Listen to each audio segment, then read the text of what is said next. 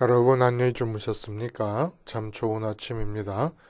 우리 2017년 11월 21일 화요일 말씀으로 드리는 오늘의 번제 함께 합니다. 시편 62편 말씀으로 같이 합니다. 우리는 5절부터 8절까지 같이 읽습니다. 시작. 나의 영혼아 잠잠히 하나님만 바라라. 물은 나의 소망이 그로부터 나오는도다. 오직 그만이 나의 반석이시요 나의 구원이시요 나의 요새이시니 내가 흔들리지 아니하리로다. 나의 구원과 영광이 하나님께 있으며 내 힘의 반석과 피난처도 하나님께 있도다. 백성들아 시시로 그를 의지하고 그의 앞에 마음을 토하라. 하나님은 우리의 피난처시로다. 아멘. 오늘 우리가 함께 읽은 말씀 중심으로 하나님께 안갚음, 사람에게 안갚음이라는 제목의 하나님 말씀 증거합니다. 하나님께 안갚음, 사람에게 안갚음. 이 제목의 의미를 좀 더 풀어서 말씀을 드리면, 하나님께 안갚음 하면 사람에게 안갚음 할 일이 없고, 이 세상 어느 대상에게 안갚음 하면 온통 안갚음 할 일들 뿐이다. 이게 제가 지금 말장난하고 있는 거 아닙니다, 여러분. 본문에 전하려고 하는 그 의미가 이렇게 표현될 수 있기 때문입니다. 혹시 안갚음이라는 말을 많이 대해보지 않은 분들도 계실 거예요. 안갚음에서 안자와 갚음을 띄었으면 이거는 갚지 않는다는 얘기입니다. 그러나 안자와 갚음을 붙였으면 이 안자가 아니라는 부정부사가 아니에요. 이 아니라는 단어는 마음을 뜻합니다. 그래서 마음으로 갚음을 말하는 거예요. 반포지효라는 사자성어가 있지 않습니까? 까마귀가 새끼였다가 자라게 되면 새끼 때 어미새가 물어다 먹이를 먹였는데 이제는 반포, 거꾸로 먹인다는 거예요.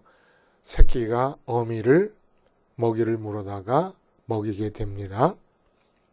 그래서 이 반포지효, 거꾸로 먹인다 라는 까마귀의 모습을 극진한 효의 한 표상으로 생각하고 있지 않습니까? 이 반포지효의 순우리말이 바로 안갚음입니다. 마음으로 돌려드린다. 그래서 이 안갚음을 하나님께 적용해서 말하자면, 하나님께서 우리를 있게 하셨고 생명을 주셨고 살게 하셨습니다. 그리고 특별히 선민들의 경우는 예수님의 십자가로 부르셨습니다. 그래서 그 모든 하나님의 은혜에 되돌려 갚는 것은 마음을 드리는 것밖에 없어요. 안이라는 이 한 글자가 마음을 뜻해서 안갚음이라고 말하는데, 이젠 안갚음 오늘 말씀을 나누는 중에는 안갚음이라는 이 말에는 계속 마음을 갚는다, 마음으로 갚는다라는 의미를 되살렸으면 좋겠어요. 왜냐하면 안갚음이라는 말의 뉘앙스가 계속 부정적인 분위기를 가져다 주지 않습니까? 갚지 않는다 라는 그런 의미를 가져다 줘요. 왜냐하면 생활 속에서 우리가 안갚음이라는 말을 잘 안 쓰고 있기 때문에. 하나님께 마음으로 갚는다. 그래서 8절에 보면은 백성들아 시시로 그를 의지하고 그의 앞에 마음을 토하라. 하나님은 우리의 피난처시로다. 또 피난처가 나와요. 제가 같은 말을 반복하는 것이 아니라 성경이 같은 뜻을 계속 반복하고 있습니다. 이게 그만큼 일상적으로 매일매일 우리도 반복해야만 하는 것이기 때문이 아닌가 생각해 보는데, 하여간 마음을 토하라라고 할 때 그 토하라라는 말이 히브리어 샤파크라는 단어인데 쏟다, 쏟아붓다 이런 뜻입니다. 마음을 토한다는 게. 그리고 우리의 피난처시다 라는 말도 같은 의미예요. 피난처라는 말은 내 마음을 이 세상의 어떤 것들이 사로잡게 되는 거, 내 마음을 뺏기는 일이 재난이라고 생각하는 겁니다. 포항에서 지진이 일어났지 않습니까? 그게 재난이거든요. 천재지변 아니에요? 그래서 이제 한동대 학생들이 많이 기숙사에서 다 빠져나와서 피신하고 있다. 아니면 어느 3년 된 아파트에서 거주민 80%가 다 밖으로 나와 있다. 이런 얘기 들리지 않습니까? 이 피난 아니에요? 근데 이 세상에 어떤 일이나 사건에 마음을 뺏겨서 그것을 골똘하게 생각하고 그것에 사로잡혀서 염려하고 이러는 것을 다윗은 재난 수준으로 이해를 하는 겁니다. 그래서 마음을 하나님께 쏟아붓고 하나님께로 가는 것, 이걸 피난으로까지 얘기를 하는 거예요. 그리고 이렇게 하나님께 마음을 피난하는 것, 마음이 피난 가는 것, 마음을 쏟아붓는 것, 이것이 바로 안갚음이라는 겁니다. 이렇게 안갚음을 하면 어떤 일이 벌어지느냐? 하나님께 안갚음을 하면서 살기 시작하는 순간부터 그 하나님의 안갚음이 지속되는 동안에 이 세상 그 누구에 대해서도 안갚음의 심정, 앙심을 갖지 않게 된다는 겁니다. 그러면 왜 앙심이 이렇게 안 갖는 것이 중요하냐? 앙심은 하나님 뜻의 흐름을 막는 첫 번째 방해꾼입니다. 그래서 뜻이 하늘에서 이루어진 것처럼 땅에서도 이루어지다라고 기도한 뒤에 그럼 어떻게 해야 뜻이 하늘에서 이루어진 것까지 땅에서도 이루어지냐라고 말할 때 첫 번째는 일용할 양식을 주옵시고, 우리 몸이 살아 있어야 돼요. 몸이 살기 위해서 가장 기본적인 건 음식 아닙니까? 음식을 요구합니다. 기도합니다. 그 다음에 말하는 것이 내게 잘못한 사람들의 죄를 용서하는 것처럼 내가 죄를 용서하게 해주시옵소서. 이게 바로 안갚음 하지 않게 해주시옵소서, 앙심을 품지 않게 해주시옵소서라는 거예요. 그럼 어떻게 해야 되느냐? 이 세상의 마음을 뺏기면 하나님께 마음을 쏟아붓는 대신에 샤파크, 마음을 쏟아붓다라는 거 아니에요? 샤파크를 이 세상을 향하여 해버리면 반드시 앙심이 생기게끔 되어 있습니다. 누군가를 향해서는 앙심이 생기고 안갚음의 심정이 생기고 안갚음의 행동이 나오게 되는데, 이렇게 앙심을 품고 안갚음을 하게 되면 제일 큰 문제가 하나님 뜻의 흐름이 막혀버린다는 겁니다. 그래서 우리가 어떻게 하든지 앙심을 품지 않을 수 있어야 돼. 마음의 앙심에 이 마개가 생겨버리면 하나님 뜻의 흐름이 막혀버리니까 앙심이 생기지 말아야 되는데, 이 앙심이 생기지 않으려면 어떻게 되느냐? 하나님께 안갚음을 해야 됩니다. 마음을 샤파크, 쏟아붓는 일들이 일어나야 된다는 거예요.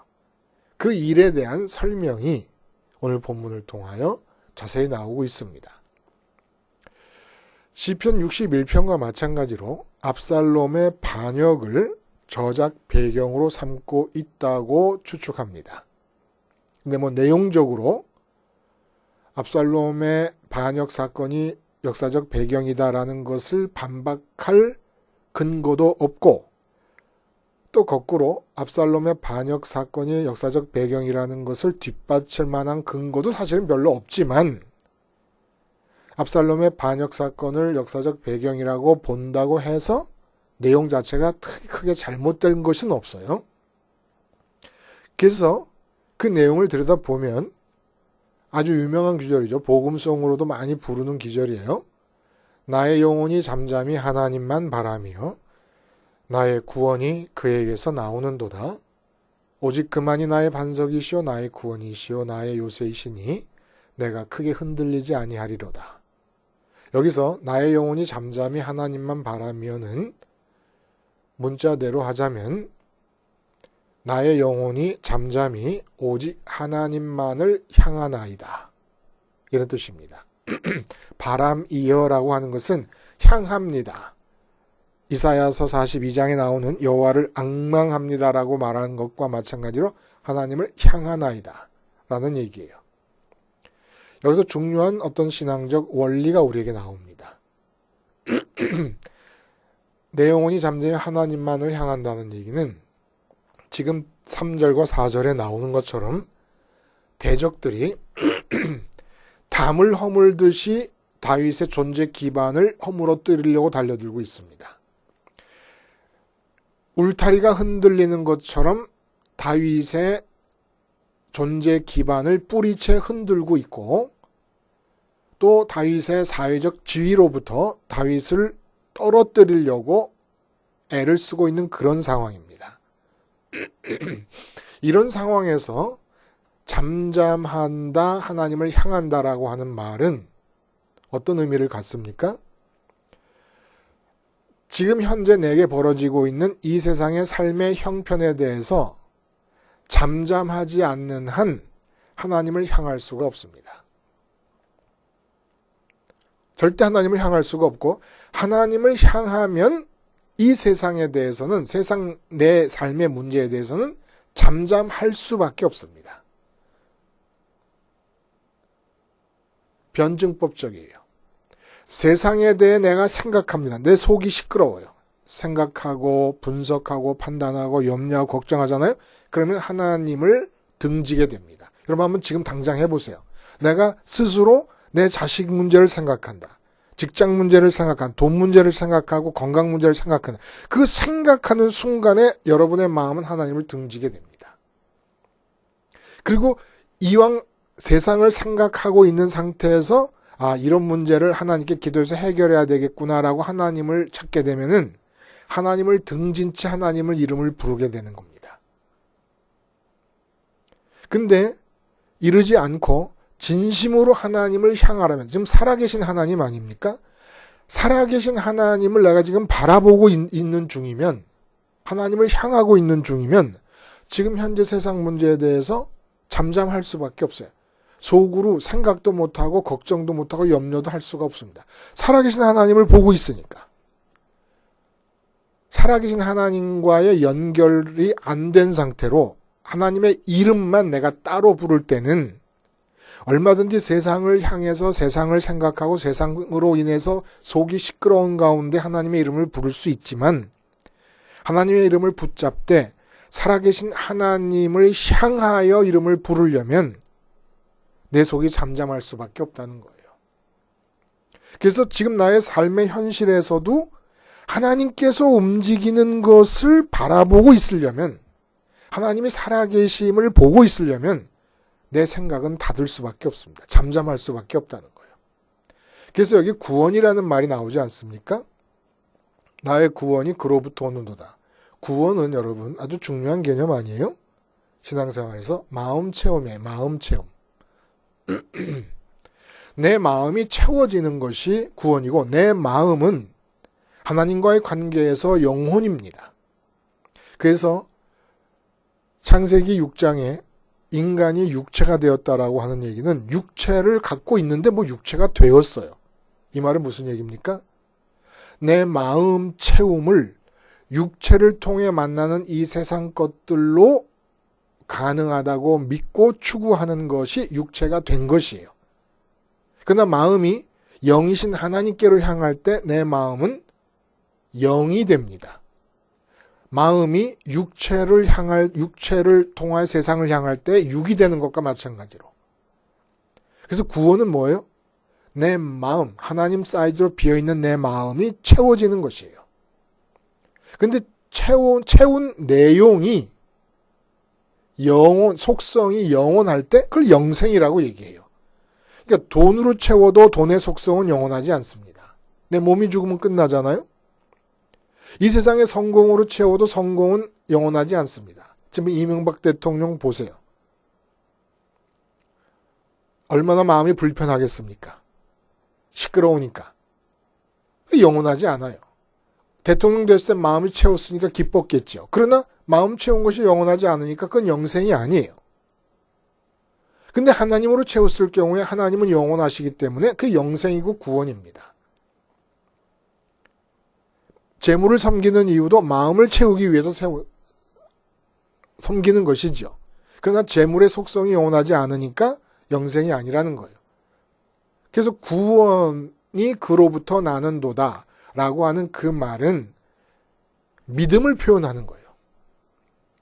오직 하나님만이 나의 구원이다라는 뜻은 하나님만이 내 마음의 공백을 채울 수 있고 그리고 내 마음이 영원히 존재할 수 있게 해주시는 분이다 라는 의미죠. 그래서 3절과 4절을 보면은 이제 대적들이 다윗을 향하여 지금 현재 행하고 있는 악행에 대한 묘사가 나오지 않습니까? 담을 넘어지게 하듯이 울타리를 흔들어 뽑듯이 그리고 그 높은 지위에서 떨어뜨리려고 모든 악행을 도모하고 있는 가운데 있다는 거예요. 근데 이에 대해서 다윗은 그 대적들이 지금 오해하고 있다는 것을 지적하고 있는 겁니다. 무엇을 오해하고 있느냐? 다윗은 마음 채움이 구원이기 때문에 하나님께로부터 구원이 온다는 얘기는 8절의 말씀처럼 내 마음을 오직 하나님께만 샤파크 한다는 거예요. 하나님께만 안가품 한다는 겁니다. 마음을 돌려드린다는 거예요. 이렇게 마음을 돌려드릴 때 대적들이 오해하고 있는 것이 있다는 겁니다. 하나님께 마음을 돌려드리는 이유는 뭐예요? 그만이 나의 반석이고 나의 구원이고 나의 요새이니까. 내가 흔들리지 아니하리로다라는 얘기를 해요. 대적들이 허물고 싶어하는 자신의 사회적인 기반과 대적들이 그곳에서 떨어뜨리고 싶어하는 다윗이 이 세상에서 갖고 있는 지위는 실제로 다윗의 존재 기반이나 신분이 아니라는 겁니다. 다시 말해서 다윗의 구원의 내용이 아니라는 거예요. 마음을 채우고 있는 내용물이 아니라는 겁니다. 오직 하나님만이 자기가 서 있는 존재 기반이요 하나님 앞에 있다는 것이 자신의 지위이므로 결코 어떤 대적이나 원수도 흔들거나 무너뜨릴 수 없음을 선언하고 있는 겁니다. 그러니까 다윗은 지금 자기에게 온갖 악행을 다 감행하고 있는 사람들을 향해서 어떤 앙심이나 안갚음의 마음을 가질 필요가 없음을 지금 얘기하고 있다는 거예요. 하나님이 나의 구원이시다. 근데 대적들은 지금 나에게 담을 허물듯이 울타리를 흔들어 뿌리채 뽑아버리듯이 높은 지위에서 떨어뜨리기 위해서 온갖 악행을 자행하지만 나의 구원은 하나님이 내 안에 들어오신 것이 구원이고 그러므로 나의 만족과 기쁨의 기반인 하나님을 그들이 흔들 수 없는 한 내가 손해볼 것은 아무것도 없는데 저들은 내게 손해를 끼치겠다고 이 세상적인 기반을 흔들고 있고 세상적인 지위를 박탈하려고 애를 쓰고 있으니 그 무슨 쓸데없는 짓을 하고 있느냐라는 이야기를 하고 있다는 거예요. 이런 마음 때문에 하나님의 뜻의 흐름이 다윗에게 끊임없이 막히지 않고 흘러갈 수가 있는 겁니다. 그리고 그 뜻의 흐름이 다윗을 통해 통과해서 나타날 때 대적들의 악행에 대한 하나님의 뜻도 심판도 대처도 나타나게 되는 것이고요. 근데 대적이 우리를 대항할 때 쉽게 우리가 앙심을 품거나 안갚음을 갖게 되거나 앙심이나 안갚음의 발단인 원망을 갖게 돼버린다면 당장에 하나님의 뜻이 막혀버리는 거예요. 근데 어떨 때 우리가 이렇게 원수들이 나의 사회적인 기반을 흔들고 사회적 지위를 뽑아버리려고 그러고 사회적인 명성을 해치려고 그럴 때 앙심이 생기느냐? 그 사회적인 기반이 될 수 있는 것들, 지위라든지 재물이라든지 명예라든지 하는 것들을 구원의 내용물로 갖고 있을 때, 마음을 그런 것에 쏟고 있을 때 반드시 앙심의 마음이 생긴다는 거예요. 원망의 마음이 생긴다는 겁니다. 그러니까 내 마음에 앙심이 생겼거나 원망이 생겼다 그러면 지금 나는 하나님께 안갚음하지 않고 이 세상을 향하여 마음을 쏟고 있다라고 보면 된다는 거예요. 그리고 이 세상을 향하여 마음을 쏟고 있는 이유는 믿음 때문이라는 겁니다. 믿음. 오늘 본문에 5절에 1절의 말씀이 반복됩니다. 나의 영혼아 잠잠히 하나님만 바라라. 물은 나의 소망이 그로부터 나오는도다. 근데 다른 것은 1절에서는 물은 나의 구원이 그로부터 나오는도다라고 했는데 5절에서는 나의 소망이 그로부터 나오는도다 이렇게 표현합니다. 나의 구원과 나의 소망. 중요하죠? 여러분 나의 구원이 뭐예요? 나의 구원은 마음 채움인데 이 마음 채움을 위해서 어느 대상을 선택할 때 거기에는 믿음이 작용합니다. 그 대상을 가지면 내 마음이 채워질 수 있고 만족과 기쁨이 주어질 수 있다는 믿음이 작용한다는 거예요. 그러므로 믿음으로 구원을 얻는다는 얘기는 성경에만 해당되는 얘기가 아니라는 거예요. 돈을 벌어야 된다. 그러면 돈이 벌리는 게 이 사람에게는 구원이에요. 마음이 채워질 수 있으니까. 그럼 왜 돈을 벌려고 그래요? 만족과 기쁨을 준다고 믿기 때문입니다. 믿기 때문이에요. 그럼 믿음으로 구원을 얻는 거예요. 믿음으로 구원을 줄 수 있다고 생각되는 대상을 선택하게 됩니다. 그러면 소망이라는 건 뭐예요? 소망. 미리 지금 기뻐하는 거예요. 그것을 가지기 전에. 돈을 소망한다. 그러면 5년 뒤에 내가 10억을 벌 것이다. 라는 계획을 세웠어요. 그러면 10억을 벌었을 때 얼마나 좋을까라는 기쁨을 지금 기뻐하고 있기 때문에 5년 뒤를 향해 가는 겁니다. 소망은 언제나 지금 기뻐하는 거예요. 이걸 우리가 잊어서는 안 돼. 지금은 돈을 기뻐하고 건강을 기뻐하고 이 세상 성공을 기뻐하면서 하나님을 소망한다는 말은 소망이라는 말에 대해 무지한 결과입니다. 믿음 소망할 때 그 소망은 믿음으로 내게 만족과 기쁨을 줄 수 있다고 믿어지는 대상을 선택한 거예요. 그게 하나님이면, 하늘에 계신 하나님이면 소망은 뭐냐? 하늘에 계신 하나님과 주님이 승천해서 주님과 하나님이 만나는 것처럼 내가 만날 날이 올 것입니다. 그러나 그렇게 만날 날을 믿음 안에서 미리 기뻐하는 게 소망이라는 거예요. 그래서 구원을 결정하는 믿음과 소망을 통해서 우리는 마음을 하나님께 안갚음하는 겁니다. 마음을 샤파크, 하나님께 쏟아붓는 겁니다. 그래서 마음을 쏟아붓는다는 건 지금 믿음 안에서 하늘에 계신 하나님으로 기뻐하는 거예요. 하나님을 실제 갖지는 못했어요. 하나님을 실제로 가질 수 있다면 믿음이라는 말이 필요하지 않아요. 존재할 필요가 없습니다. 하나님을 직접 보고 가지면서 기뻐하지 않을 자는 없으니까. 그러니까 이 세상에 사는 동안 믿음으로 하나님을 기뻐하는 거예요. 지금 내게 돈이 없고 건강도 안 좋고 자식을 봐도 꼴꼴 나고 제대로 된 게 아무것도 없어도 세상 사람 모두가 다 별거 없는데도 이 세상 안에서 이룰 소망을 향하여 지금 그 소망을 이룰 때를 기뻐하면서 가고 있는 겁니다. 하물며 하나님을 믿음 안에서 미리 기뻐할 수 없다는 것은 말이 안 되는 거 아니겠습니까? 근데 그 하나님을 갖는 기쁨의 성질을 성경이 증명하고 있어요. 계시해주고 있어요.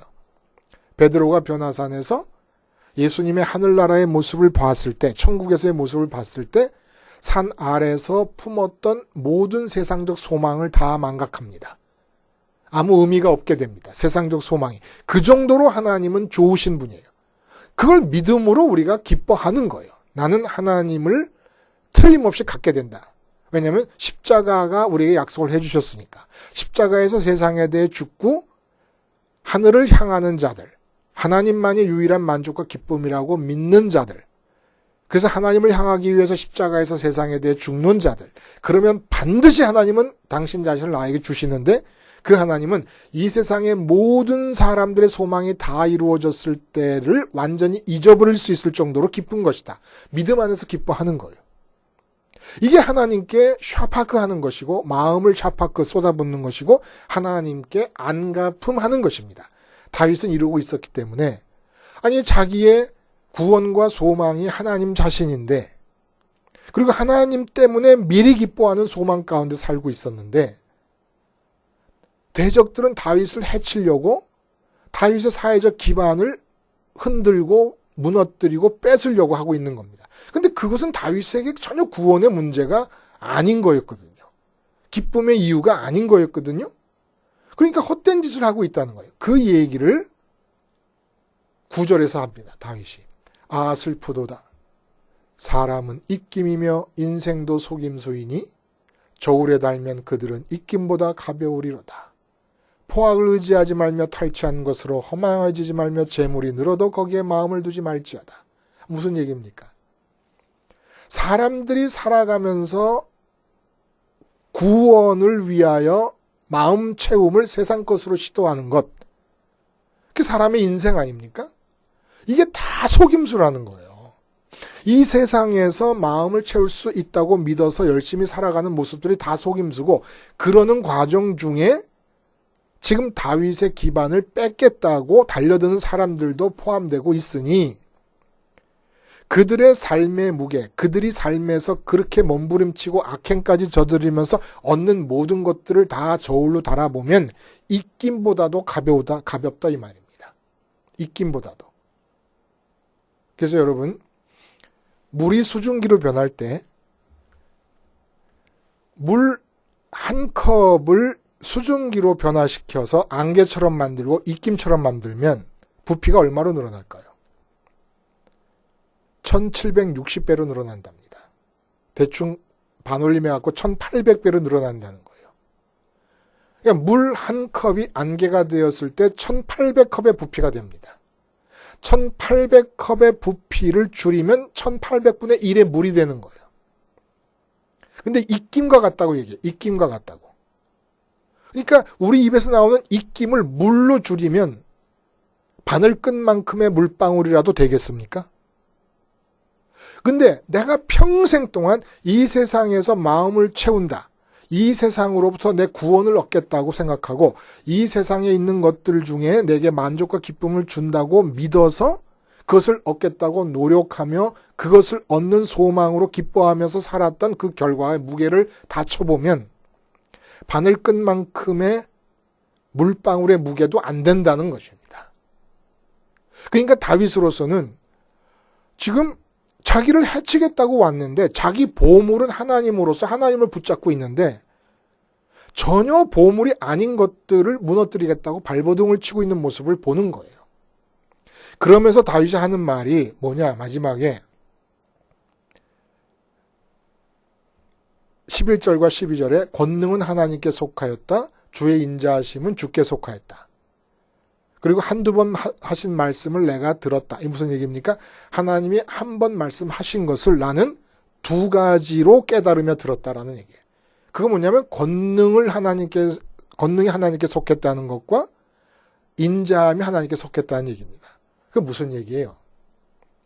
저들이 저렇게 발버둥 치면서 내게서 뺏어가려고 하는 이 세상적인 사회적 기반들, 세상적인 지위, 신분, 하여간 이 세상에서 다윗에게 주어진 모든 것들은 저들이 모르는 게 있는 게 나는 저들이 그걸 그렇게 뺏어가려고 한다고 앙심을 품지도 않을 뿐더러 왜냐하면 하나님이 내 보호하시니까 내 구원이시고 내 소망이시니까 그런데도 불구하고 또 하나의 오해는